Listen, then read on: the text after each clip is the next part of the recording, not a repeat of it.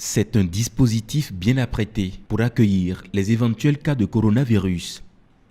Pour l'heure, aucun cas suspect n'est enregistré, mais le gouvernement anticipe. Ce centre est composé de 3 salles pour les patients, 2 salles polyvalentes pour les patients suspects, c'est-à-dire les cas chez qui on suspecte qu'ils aient pu contacter le coronavirus, et une salle où nous admettons les patients qui sont confirmés comme étant malades et les patients dont l'état s'aggrave. Et juste à côté de ces 3 salles, un dispositif moderne pour le traitement des patients qui, éventuellement, viendraient à mourir.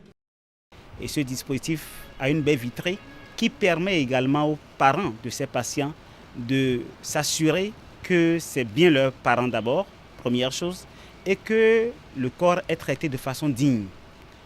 Parce que l'enterrement ne peut pas être réalisé par eux. C'est une des conditions sine qua non à respecter lorsque nous avons affaire à des urgences épidémiques. Après le tour effectué par les autorités, le ministre de la Sécurité publique avoue être surpris, mais agréablement.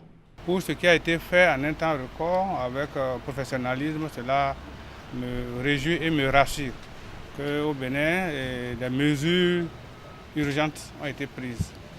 Je souhaite très bien, en priant les mains de nos ancêtres et Dieu, qu'on n'ait pas à s'en servir, mais qu'on ait pris des précautions pour qu'en cas de, on puisse être à la hauteur. Le représentant de l'Organisation mondiale de la santé affirme que c'est un dispositif très complet et le ministre en charge de l'économie et des finances en est bien impressionné. C'est l'occasion de féliciter tous ceux qui ont contribué à ça et surtout mon collègue, le ministre de la Santé ici, qui depuis plusieurs jours ne dort plus.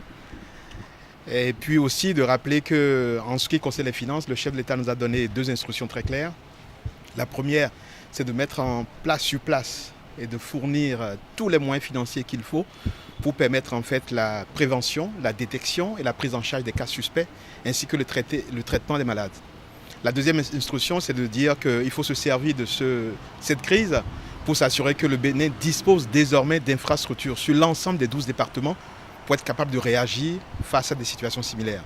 Pour le plan d'urgence, 6 milliards de francs CFA ont été accordés au Conseil des ministres. Quant à la couverture intégrale des 12 départements du territoire, 30 milliards de francs CFA seront déboursés.